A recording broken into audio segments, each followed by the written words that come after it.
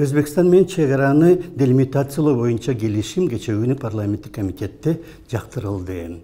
Анын үчүн комитеттин төрагасын алмаштырып, маселени кайра кароого да туура келди. Президенттик башкаруу учурунда бул багытта бийликтин мүмкүнчүлүктөрү зор. Чындап келгенде Кемпирабад маселеси мындан 60 жыл мурда эле пайдасын кошуна республиканы көрө турганына карабай, Кыргызстан өз аймагында суу сактагычты курууга макул болгондо эле чечилген. Жана андан кийин дагы Кыргызстанда канча бийлик алмашса дагы бул суу сактагыч үчүн толук кенемте ала албаганына карабай, бир дагы бийлик аны бул маселени көтөрө албагандыктан күн сайын, жыл сайын чечилип келген. Эч кандай азыркы каршылык акциялары эч кандай жыйынтык бере албайт кылган.